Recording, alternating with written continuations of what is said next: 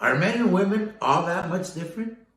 Is the thought process all that much different? Are men and women from different worlds? Stick around. You're about to find out.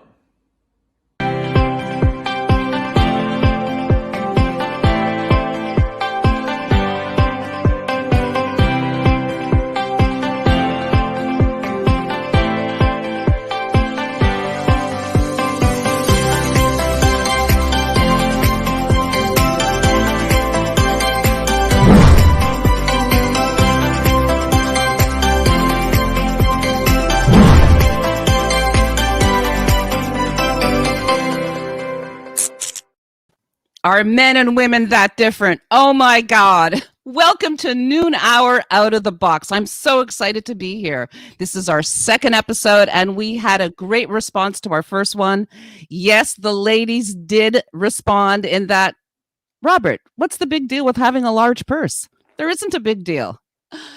I'd like to thank our producer, Jenny DuHaime, who helps us enormously with this podcast, and to my co-host, Mr. Robert D'Alessio. Let's bring him on.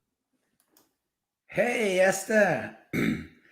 Hi, Esther. Hello, everybody. Thank you for tuning in. Esther, do me a favor. Don't get me started with the persons again, please.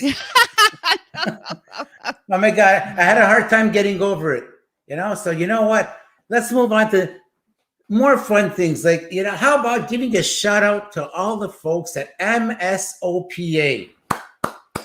A big shout out to our friends at MSOPA. Esther and I appreciate all of the amazing work that you've done with us, all of the workshops we've taken with you. That has helped shape us as performers and as entertainers, and we're able to do our podcast with confidence. And at the same time, while we're talking about MSOPA, why not wish Joe Samal, the founder of MSOPA, an enormous happy birthday on the part of everybody here at Noon Hour Out of the Box. Happy birthday, Josa. Esther.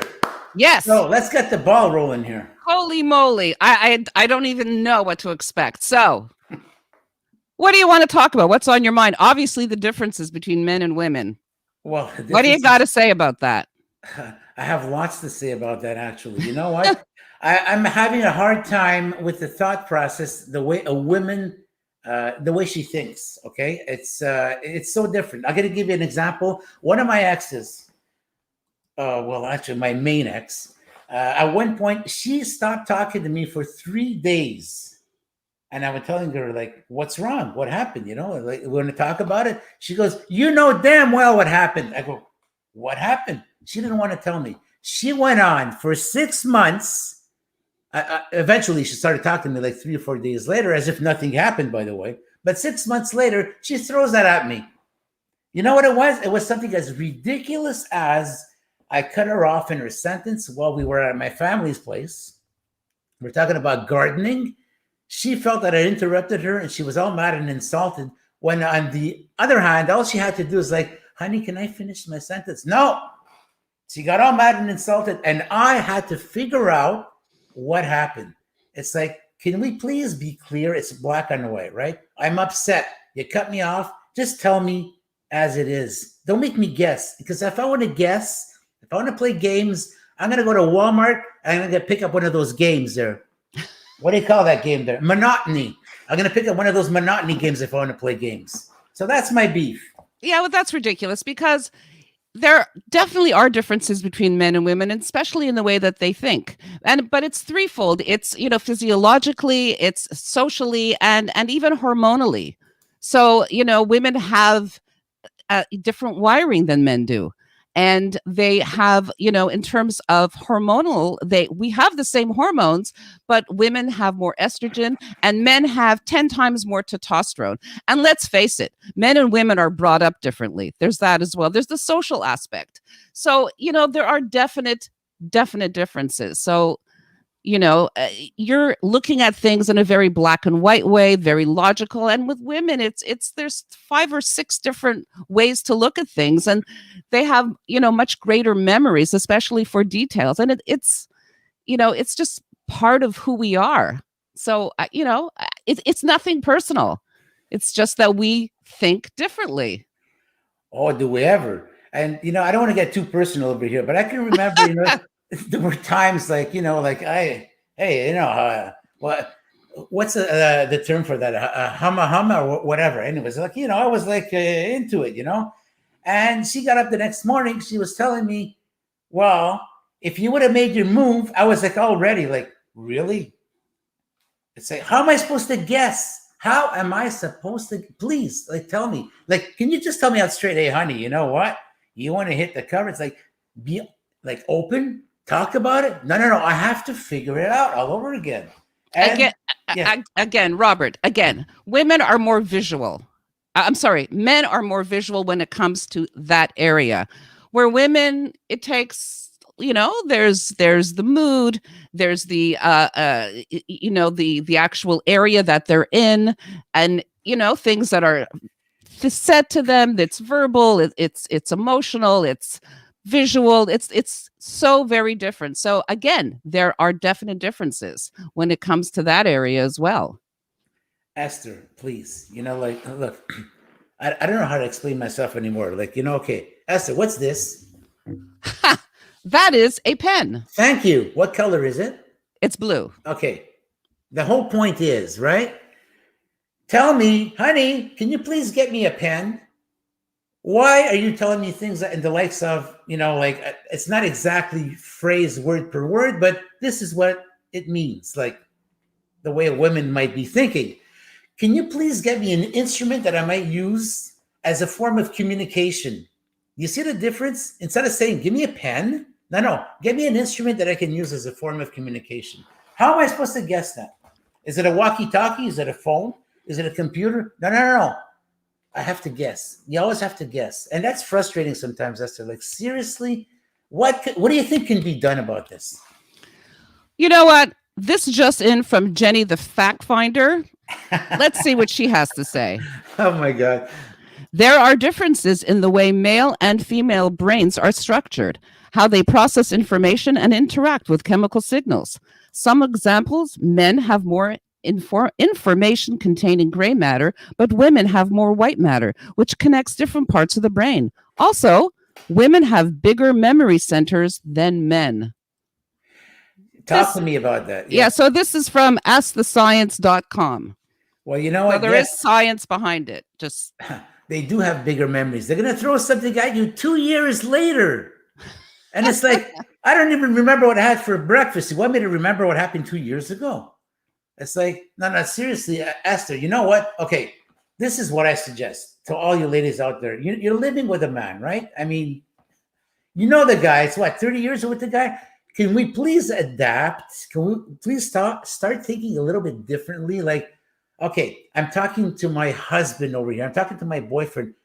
He needs for it to be clear. So can I do it in such a way that we avoid all these misunderstandings that lead to disagreements, that lead to the cold shoulders and all that? Is there any way, Esther, maybe the audience can help us with that? Is there any way that we can find a way that men and women can communicate better? I think the first step is to understand the differences in how we think and how we are physically, hormonally, and how we were brought up. Just to that in itself, understanding. Oh, Rob, you have a good point. Yeah, see it. We got fans. Where do you go? 34. So what are they, 4 men? That's not fair. Yes, listen to Jenny, the fun fact finder. Yes, listen to that. There are physiological differences. And by the way, talking about differences, what's up with the garage and the car? So my boyfriend spends a lot of time in the garage, and it is pristine. You can eat off the floor. The tools are laid out in size from smallest to largest, and they are glistening. The car, you can eat off the floor. Exactly. It's perfection. However, and I'm very fortunate and grateful, he loves to cook, but the kitchen is an absolute disaster. What's up with that? Well, hang on a sec. What is that? I mean, Rob, you are wrong. Oh, yeah. That's right. Thank you, Dirty Four. See? The power of persuasion. Claudia, we're going to have a talk. We're going to have a talk at the end of the show. Yeah, a talk. Okay. Okay, so you wanted to know why the garage is spick and span and the kitchen is not? Right. Esther, is very simple. Nobody wants the garage, right? So the man, you know what? It's the only piece of land he can appropriate himself, right? Oh my And God. he's going to take it as his own. He's going to take it as his baby. All right. And it's going to become his own little thing. And and all the tools are going to be glistening. I shine out my tools. I know if someone goes into my garage and takes one of my tools and uses it, because I can see the fingerprints on them. Esther, I went so far as to naming my car. Yeah. Of course. Yeah. Well, Fernando, for his special birthday, bought himself a Jag convertible. Wouldn't you know it? It's called, sorry, Jenny. It's called Jenny. We call it Jenny the Jag. Female name and a name in addition. Like, why name your car? What's up with that? Listen, I don't understand. Do I name my toaster or my stove? I never. My appliances are my appliances. So please explain that to me. You should have seen when I got my new car last week at the showroom. It's a used car, by the way. I don't have those means to buy a brand new car. I'm like touching the car, like all the curves and all that. I'm saying, "Hey, baby, you're my new baby. I'm gonna take you home." And as I was driving, you know what? I'm gonna call you Irene. So I named my car Irene. And we went into the garage. I go, "Look, baby, look, this is your new home over here." I'm talking to the car as if it was a woman. You know why, eh? Because she's my driving force. That's why. Oh my God. There are definite differences, and maybe we just have to agree to disagree. That's okay. So Jenny says that's only because they don't talk back. Oh my God. That is so true. Well, no, exactly. Hang on a sec. Just a second, Jenny. Hang on a sec. My car doesn't talk back. I'm sorry. My car says something, and using the navigation.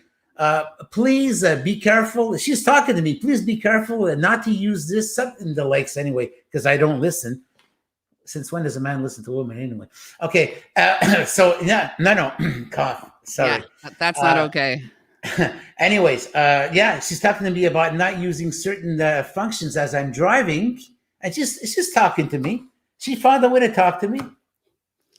Again, let's agree to disagree, because I can't relate at all. It is weird. Dirty Four says it's weird, and I agree. But listen, Rob. Yeah. We asked our audience to send us via video something that they wanted us to chat about, or something that they needed to get off their chest or talk about. So we asked them basically, what's on your mind? Can't wait to see this. Yes. So one of our viewers, Alba Kasabi, had this to say.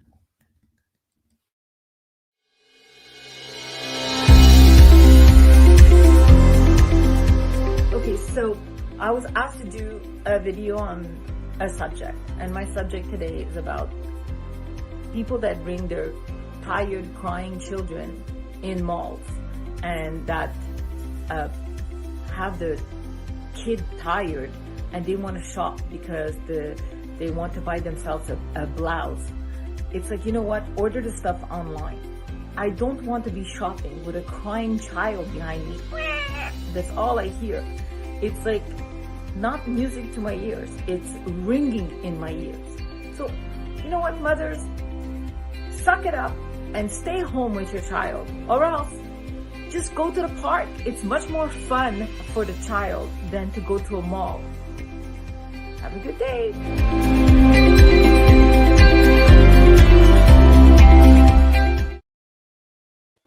Wow, that was beautiful. Yeah, and no, there's a lot of truth to that, but there's always a backstory as well. So, I don't like to have that when I go into a store to children crying. It's very annoying, but you don't know what's really going on. I mean, the children I know for myself, having a child with special needs, that sometimes his sensory overstimulation would, cause him to get irritated and be upset. I couldn't explain that to passerbys or people in the store or wherever I was. So you also have to take in consideration that there is a backstory. But I know you, as a bus driver, have some stories to tell. We'll just make one quick little story. Good. I had this one child. The child. I was at the bus stop. I was at the terminal, and I could hear this child like miles away crying. And I'm saying, "Oh my God, lucky bus driver is going to get this kid." And you know who the lucky bus driver was, right? The crying got closer and closer and closer. And that lady ends up coming on my bus. Yay! So I got this crying child, and the ride is a half hour. And wouldn't you know it, just to make my life so much fun, this crying child was with me for the entire trip. She got off at the last stop. What a treat, huh? What a great way. It was a Friday. I was about to start my weekend. At one point, this kid was crying so loud, I had to stop the bus. I was at a coffee shop. And then I went and get myself a coffee, and I had to stay there for a couple of minutes because this child was driving me insane. But now that you're bringing this up over here, it's true. Because we have to sometimes try to realize the underlying fact. What's going on exactly? Why is this child crying like that? And sometimes we don't understand. Yeah. So that's a good point. At least we can agree on this, Esther. Right? Yes. Thank God. You see, we don't always think differently. So Rob, yeah, our 15 minutes are up. It's unbelievable. Oh my God, that is so sad. Oh, what are we going to do, Esther? I don't know. So any last words? Last words. Yeah. Hey, folks, you know what? We love your participation. Thank you so much for tuning in. We had a very nice turnout. Thank you so much. We would like to ask you this. From now to next week, find a subject you would like for Esther and I to talk about, something that that is going to cause some kind of a divergence, a difference of opinions, and we can have a lot of fun. Something else. That. Yeah. Tons of fun. Right. Uh-huh. Well, Esther, give me a quick example. What could it be? Could be talking about? Oh, my goodness. The differences in, let's say, shoes, for instance, men's shoes versus women's shoes, and why women seem more obsessed with their shoes as opposed to men. There's some differences there, again, with female versus male, but that comes up a lot. You could probably talk about the fact that you're going to these grocery stores that you're paying an exorbitant amount of money, and you have to pack your own groceries. Self-serve stations, what is it that peeves you guys? Let us know. Esther and I, we're going to have a lot of fun with that next week. Can't wait. So Esther, closing comment very quickly. I've had a blast, and I want to thank everyone for tuning in during their lunch hour, whether you're having lunch, about to have lunch, or already had your lunch. We really appreciate you being here. Thank you, everyone, for tuning in. And don't forget, Monday nights at 8 p.m., it's Rob's Inner Circle. Thursday nights, it's Esther's Breeze at 8 o'clock as well. This upcoming Thursday, tomorrow, special time, 7:30. Thank you, everybody, for tuning in. And we're going to be seeing you on our respective shows. And next week on Noon Hour Out of the Box. Yay! Yay! Goodbye, everybody. Thank you. Bye.